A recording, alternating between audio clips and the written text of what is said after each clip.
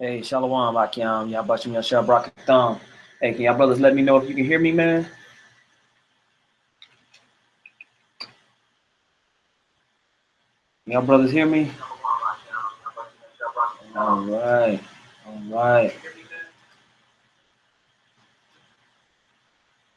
All right. Today's live show is just an impromptu show through the spirit, man. I just jumped on, man. Me and Yashwamba, we've been trying to link up and to do the live show for the week, but we just haven't been able to link up. A lot of stuff has been going on and stuff like that. But there's this algorithm that I've been working on for some time. So I wanted to kind of go over some things in the scriptures that talk about this next algorithm. And, you know, Lord willing, this is not going to take too long. This is just like an impromptu, just me through the spirit, you know, just off the top of my dome. I want to go through these things and talk about some things to lead into the algorithm video that I do. First off, though, I want to give all praise and glory to Yahweh, Bahashem Yahweh Shai. I want to send double honors to the apostles and elders of Great Millstone. Much peace, love, and salutation to all you Akim all across the world, all across the globe, pushing the truth of the word in sincerity and hope of salvation. So, you know, Lord willing, like I said, you know, this is not too long. I want to just touch on a few things. The next algorithm that I'm going to do is going to be called World War III algorithm, trade war / currency war. And that's what you see, you know, bringing itself together globally right now. Even today, you just had Obama put sanctions on Russia for reportedly meddling with the U.S. elections. Well, that's a form of trade war. That's a form of trade war. That's the beginnings of trade war. When you saw the QE that happened, when they started to do the quantitative easing all across the globe for all the bad debt and bad loans, that was the U.S. committing trade war by devaluing its own currency, by flooding the markets with more dollar bills. That was a form of trade war back in 2008, back in 2011, when they started to do all that. Now you've seen China's response when they devalued their currency, okay? These little currency wars / trade wars always lead into actual war, and that's what we see coming together. So today I want to just briefly talk about this, go over to this, and so this helps brothers get more of an understanding when we look at these things geopolitically and put it up against the scriptures and try to get an understanding of what the prophecies are saying and map it out, okay? Now, for brothers that have a hard time following all of this stuff, they have a hard time understanding what the hell Esau is talking about. You have to remember that language, words, is the chief way Esau controls the world, man. Because when words are ideas, words are the expressions of ideas. If you can control the words, you can control the ideas. If you can control the ideas, you can control everything. So when you're looking out at Esau's diplomacy and these, well, he's gonna pass this bill and this legislation and this and that, and how you got to sign all this fucking paperwork just to wipe your ass. It's all for control. Okay. One good place to go, if you brothers can see this, you can type into YouTube Khan Academy. And like this, for example, I put Khan Academy currency exchange.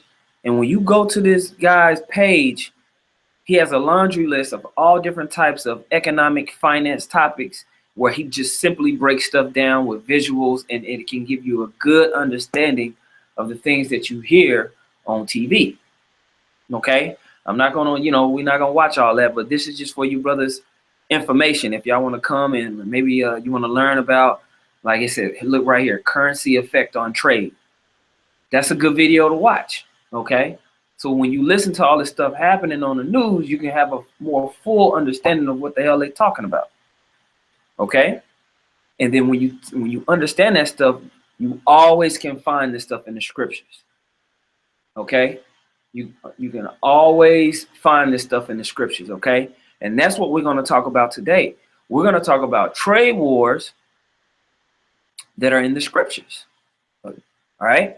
So first, let's go to Wikipedia and get a simple understanding of trade war. Trade war. It says a trade war refers to two or more states raising or creating tariffs on other trade barriers on each other in retaliation for other trade barriers. Increased protection causes both nations' output compositions to move toward their autarky position.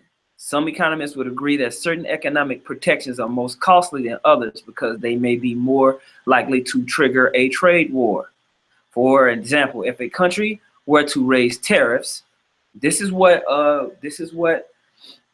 Trump said he was going to do to China. He said he was going to put a tariff on Chinese goods. This is to encourage people to buy U.S. made products. Okay. It says, for example, if a country were to raise tariffs, then a second country in retaliation may similarly raise tariffs. All right. But an increase in, for example, subsidies may be difficult to retaliate against by a foreign country. Okay.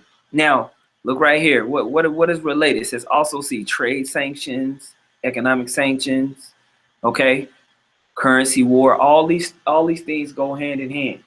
Okay. Ain't nothing new under the sun. Ecclesiastes chapter 1, verse 9. The thing that have been, it is that which shall be. And that which is done is that which shall be done. And there is no new thing under the sun. There ain't nothing new under the sun, man. These same trade wars, and when the nation of Israel was coming into the land of Canaan, there was several nations that wouldn't allow us to pass through. You had the nation of Edom, you had the Amorites, and we had resistance from the Moabites. Okay, why? Why were these places so heavily guarded to where we had to get permission to come through? There were sanctions on the nation of Israel being able to even pass and trade through that land. Okay, there's a reason for all these things. All right, first let's pull it out. Let's get Deuteronomy. All right, let's get Deuteronomy chapter 2, verse 20. Let me see. Oh yeah, start at 19 just to get the point. This is what the Lord says. We're gonna start at 17. That the Lord spake unto me, saying, Thou art to pass over through Ar, the coast of Moab, this day. And when thou comest nigh over against the children of Ammon, distress them not, nor meddle with them, for I will not give thee of the land of the children of Ammon any possession, because I have given it unto the children of Lot for possession. There also was accounted a land of giants. Giants dwelt therein in old time, and the Ammonites called them Zamzummims, a people great and many and tall as the Anakims. But the Lord destroyed them before them, and they succeeded them and dwelt in their stead. So the Ammonites destroyed them and took over that land, and he gave that land because of Lot. He gave that to the Ammonites. Okay, verse 22. As he did to the children of Esau, who dwelt in Seir, when he destroyed the Horims from before them, because the Horites had lived there, and Esau came and took down those Horites. Okay. And they succeeded them and dwelt in their stead even unto this day. And the Avims, which dwelt in Hazarim, even unto Azad, the Kaptorims, and came forth out of Kaptor, destroyed them and dwelt in their stead. Rise ye up, take your journey, pass over the river Arnon. Behold, I have given into thine hand Shihon, the Amorite, king of Heshbon, and his land. Begin to possess it and contend with him in battle. This day will I begin to put the dread of thee and fear of thee upon the nations that are under the whole heaven, who shall hear report of thee and shall tremble and be in anguish because of thee. Why? Because the chariots of the Most High was helping the Israelites come and destroy these nations. And at that time, these nations were very powerful and rich. So for the Israelites to come in and take them down, and just have such an overwhelming victory, made the nations round about be like, damn, these niggas strong than a hoe. Okay, and so the word of how Israel was just running through these fools started to go out. All right, verse 26. It says, and I sent messengers out of the wilderness of Kedemoth unto Shihan, king of Heshbon, with words of peace, saying, let me pass through thy land, and I will go by the highway, and I will neither turn unto the right nor to the left. Thou shalt sell me meat for money, that I may eat, and give me water for money, that I may drink. Only I will pass through on my feet. As the okay, so the Israelites, look, we'll pay for any food, we'll pay our way. We just need to pass. We just want to pass through this highway. Why? Because that highway had already been etched out in the land, and it was easy to go over. If they couldn't go to that highway, then they would have to rough it and go through wilderness. So they was asking the Edomites, they was asking Shihan, yo, can we just pass through here? We ain't gonna mess with none of your stuff. We ain't fucking with y'all. Look, we just want to pass through. Okay. Verse 29, it says, as the children of Esau, which dwell in Seir, and the Moabites, and there go the Moabites, which dwell in Ar, did unto me, until I pass over Jordan into the land which the Lord our power giveth us. Okay, so Esau didn't let them pass through. Moab didn't let them pass through. Okay, so they had to go all the way which round? Okay, they had to go all the way around to get up into these lands that they needed to. You gotta remember, the Israelites came down here, passed through probably somewhere right here in the Red Sea, and they were trying to, this right here is that highway. This was called the King's Highway. It went from all the way down here, and it went all the way into Egypt. Okay, major merchandise and traffic passed through these lands and kept these people who controlled this highway rich, ridiculously rich. That's why there was so much contention just to get up into the land of Canaan. Okay, so if we couldn't go over these etched out highways, all this uninhabited land, we had to rough it through to get up in there. Okay, there's no telling the type of peril that you would have to go through in order to get into that land. It ain't like it's just a 6-lane highway and then we were just walking. No, there's valleys, mountains, rivers, random motherfuckers attacking you, bears, lions in the way. Jake wouldn't make it 30 minutes out there today. That's why Israel was complaining. Like, man, what the fuck? We need to go back to Egypt. Imagine taking your grandma out into the wilderness and just walking 3 miles. She'll call the cops on you, man. All right.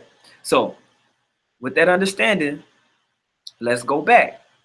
Where was I at? Let's see, where did I pull that at? I went to Deuteronomy. Yep. All right. So back in Deuteronomy, the 2nd chapter, we talked about the King's Highway. Matter of fact, let me just bolster that point that I was reading about. King's Highway, way of the sea. It says, there were 2 main highways in ancient times between Mesopotamia, Egypt, and the Lower Arabian Peninsula. The King's Highway and the way of the sea. The King's Highway largely skirted the desert and served desert peoples. Okay. Let me see. Skip down. It says, throughout later history, the King's Highway was a crucial resource for kings and generals. And on this highway, David and Solomon secured trade and leverage over their eastern neighbors, Moab and Edom. Okay, so if you can control that highway, that's what King David was doing when he was going up against those Edomites. And he was kicking them over the cliff and killing them. He was taking over the region of trade and control. This is one major reason why King Solomon's time of rulership was so enriched, because they controlled all the merchants and trade. This is what Esau is controlling globally right now. He is able to control the global trade markets. When you control that, you have riches, man. You have riches, balling. We gonna take it back over, Akyam, and we gonna be ridiculously rich. I mean, god damn. You don't understand, man. Woo! And this is something that you should want. So, because it's promised to us, man. That's why there's continued fighting over there in the Middle East. That's why there's continued fighting over there for their region. It's all about global control. It's all about economic trade. It's all this is a piece of dominion. This is a piece of lordship over the planet Earth, man. Okay? Now, let's go to the book of 1 Kings, the 10th chapter. All right? In the 13th verse, it says, and King Solomon gave unto the queen of Sheba all her desire, whatsoever she asked, beside that which Solomon gave her of his royal bounty. So she turned and went to her own country, her and her servants. Verse 14, now the weight of gold that came to Solomon in 1 year was 666 talents of gold. All right, let's go, champ. It says, beside that, he had of the merchantmen and of the traffic of the spice merchants and all the kings of Arabia and of the governors of the country. So he controlled traffic. He controlled traffic. All right. Merchandise. Okay. Money. All right. He controlled what happened along all these routes coming in and out and other routes as the kingdom's riches expanded. Y'all see that? Okay. So that's what's going to happen when we regain control and dominion. And that's what Esau is fighting to control now. Okay. He wants to control traffic. All right. Like I always read here in Ezekiel, the 24th chapter, 28th chapter, in the 4th verse, it says, with thy wisdom and with thine understanding, thou hast gotten thee riches and hast gotten gold and silver into thy treasures. By thy great wisdom and by thy traffic, thou hast increased thy riches, and thy heart is lifted up because of thy riches. Okay? Because what moves everything across the world? What is the fuel of the economy? Literally, it is oil, petroleum. Okay? So all these goods that are being made, all these pieces of merchandise that are being produced, in order for them to be shipped from one area of the country to another area of the country, you need oil. In order to get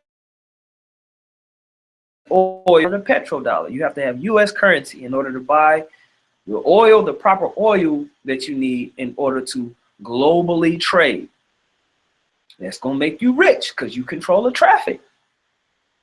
Okay? Now, what happens when that currency is taken down? The way that you buy these goods and services is going to have to be reestablished. Okay? Once that's we are going to be the ones that reestablish it. Okay? That's what's promised to us. So our currency, so our monies, our economy is going to flourish because everybody's going to need what we giving out in order to move around. Okay? That's what Esau's controlling now, man. He's controlling how people deal across the planet Earth. That shit is hella important. Okay, let's go back to what scripture I want. Oh yeah, this is a good one. Numbers chapter 21 verse.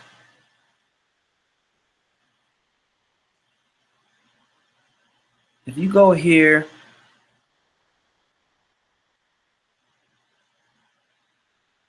right. Numbers 21 and 21. And Israel sent messengers unto Shihan, king of the Amorites, saying, let me pass through thy land. We will not turn into the fields or into the vineyards. We will not drink of the waters of the well, but we will go along by the king's highway until we be past thy borders. And Shihan would not suffer Israel to pass through his border, but Shihan gathered all his people together and went out against Israel into the wilderness, and he came to Jahaz and fought against Israel. And Israel smote him with the edge of the sword and possessed the land from Arnon unto Jabbok, even unto the children of Ammon, to the border of the children, for the border of the children of Ammon was strong. Okay, so the Most High expanded our kingdom unto the border of Ammon over there. Okay, and Israel took all these cities, and Israel dwelt in the cities of the Amorites in Heshbon, and in all the villages thereof. For Heshbon was a city of Shihon, the king of the Amorites, and who had fought against the former king of Moab and taken all his land out of his hand, even Arnon. That's why Shihon was on, because he ended up taking down the king of Moab and controlling the king's highway. Okay? And just like I said, there's nothing new under the sun. It's spiritual, because when you look at merchandise and trade, who are the top two people who are controlling merchandise and trade even unto this day? You have the Moabites, the Chinese, so-called Chinese, and then you have Esau. Okay? Controlling traffic that's going all the way down through here, man. Controlling all of that, man.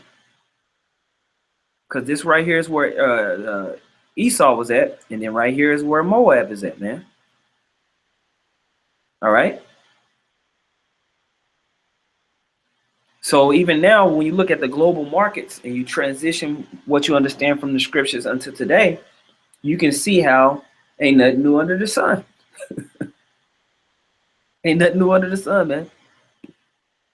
Most High gonna make these people fight, okay? This right here is an amazing Bible timeline. It's something that I was just reading. It said Moab played an important role on the King's Highway.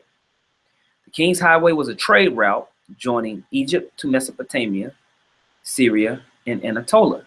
Its position along this route benefited its people economically. Okay? Trade wars are going to lead to real wars. People want to control these regions so they can control traffic and merchandise. All right? This is the reason why all these nations are going to be coming together in the Valley of Jehoshaphat. All right? It's to control how traffic is moved economically across the world, man. All right? Geoeconomically. All right? But ain't nothing new under the sun. This is just a process of the Most High moving nations roundabout. Okay? And getting what he want out of the people, man. Most High's bad. All right? So now, when we look at China and what it's doing now, this is what we're gonna try to understand when we go into the algorithm video, Lord willing, that I post up later on, either this week or early next week, man. The new Silk Road is being built through China. Well, the East, U.S., I'm sorry, the West, the U.S. and Europe want to have a foothold against the East. China, Russia, Iran, Syria, and its allies, man. All right. But what is it all? Where is the epicenter? Where is the brain of the economic value of the world? It's right here. It's right here. This is where everything links up, man. Control over this region of the planet Earth, man. This is the epicenter of global communication, because economics pushes communication between all the nations. All right. It controls all that. And Israel, the nation of Israel, is the epicenter of all that. And we are supposed to be the ones that are guiding that through the spirit of Yahweh Shem Yahushua. All right. And it's going to cause the whole planet to flourish under our hand. Okay. But what the Most High is doing now, and, you know, we go through all these scriptures all the time, and he's setting this up, man. He's setting it up where they coming down to the Valley of Jehoshaphat. Okay. Now, I want to get a couple more points real quick, man, and then we'll get up off of here. I want to go King's Highway in the Bible, and I'm gonna skip down. Yeah. Well, you know what? Let's just read it. The King's Highway, or Deresh Hamalek, was referred to in the book of Numbers. Boom, it got the scriptures. Where it's related that the Israelites in their Exodus journey needed to use the road. They had left from Kadesh and requested right away across from King Edom, but were refused passage. He vowed that he would attack them if they used the road. They even offered to pay for any water for their cattle drink. Still, King Edom refused their passage and advanced against them with a large and heavily armed force.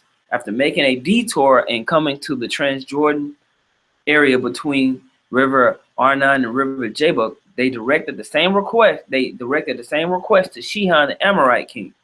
And for the second time, on the same road, they were denied passage, and King Shihan engaged them in battle at Jahaz. And they won that battle by the edge of the sword, a close call. As a result, they gained control in that land and to the north of it. The tribes of Manasseh, Gad, and Reuben subsequently settled those territories. Many of the wars of the Israelites against the kingdoms of the Transjordan highlands during the period of the kingdom of Israel were probably fought, at least in part, over control of the highway. And it's still the same way even unto this day. Ain't nothing changed. Ain't nothing new under the sun. Okay, I hope this is making sense, Akian, man, because I'm putting all this together to lead into going into trade wars, like really going into it on that on this algorithm video. Okay, let's get something real quick.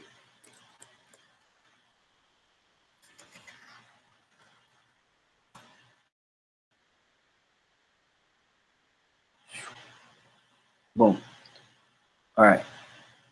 Revelation chapter 18, verse 9, it says, "And the kings of the earth who have committed fornication and lived deliciously with her shall bewail her and lament for her, when they shall see the smoke of her burning, standing afar off for the fear of her torment, saying, Alas, alas, that great city Babylon, that mighty city, for in 1 hour is thy judgment come." And so look what happens when the judgment of Babylon happens, because it goes hand in hand. The person who controls the planet Earth controls traffic, merchandise, trade. Okay? And, you know, verse 12, it says, "The merchandise of gold, and the merchants of the earth shall weep and mourn over her, for no man buyeth her merchandise anymore. The merchandise of gold and silver and precious stones and of pearls and fine linen and purple and silk and scarlet and thane wood and all manner of vessels of ivory and all manner of vessels of precious wood and of brass and iron and marble and cinnamon and odors and ointments and frankincense and wine and oil and fine flour and wheat." This right here, man, is the economy, man, that's gonna be cut off, man. All right. And what the engine of the current economy is the dollar. That's how our people are having the trust to trade amongst one another. Another system is being brought up to oppose the current traffic system. It's gonna make a world war, and it's happening right in front of our faces, man. See the sanctions that Obama just put out on Russia? This is just provocation. Then you see the scripture where it says,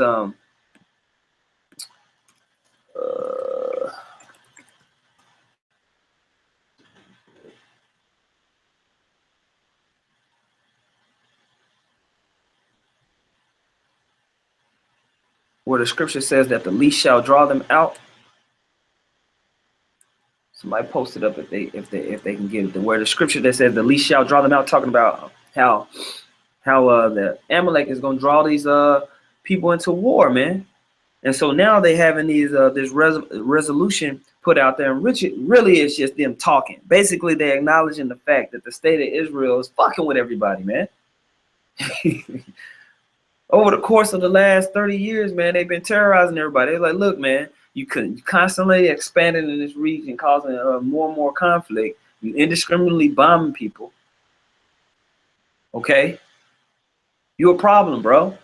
You're doing too much.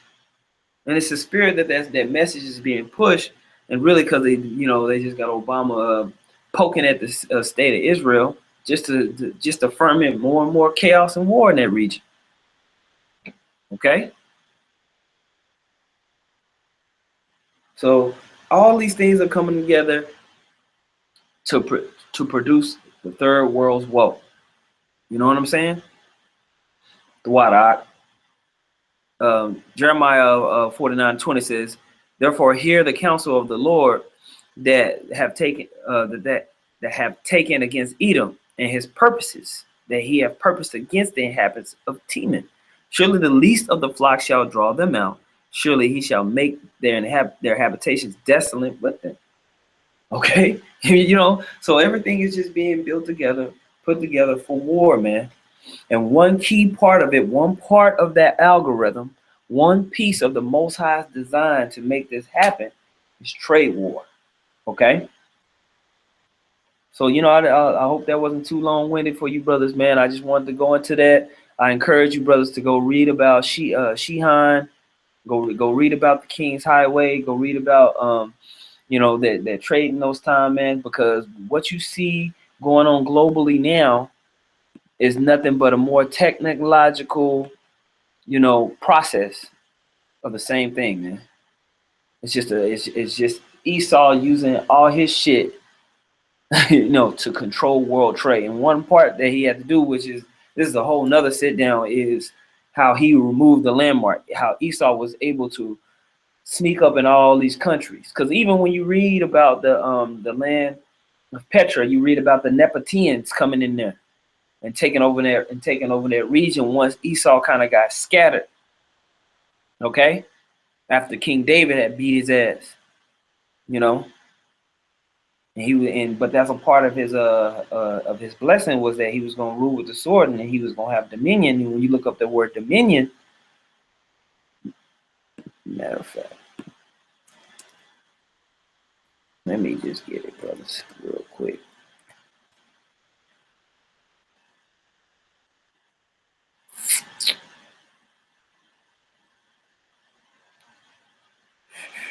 All right. Genesis 27:40. And by thy sword shalt thou live, and shalt serve thy brother. And it shall come to pass, when thou shalt have the dominion, thou shalt break his yoke from off thy neck. Let me look up this word, dominion. All right, the word is dawad, which means to wander restlessly, roam. Okay, so that was a characteristic of his dominion, man. Was he was gonna have to destroy these landmarks, man, and just be all up in different areas and regions, and just creating chaos, man, so he can get his order out of it. And that's what he's done over and over and over and over again. Okay, even until this day. Man, by that same hand, he's gonna destroy himself, man. Look, it says to tramp about, ramble. Okay. But I just wanted to touch on that, man. Lord willing, that was edifying for you, Akiam, man. With that, man, I want to give all praise and glory to Yahweh Ba'ashem Yahushai. I want to send double honors once again to the apostles and elders of Great Millstone. Much peace, love, and salutations to you, Akiam. Shalom.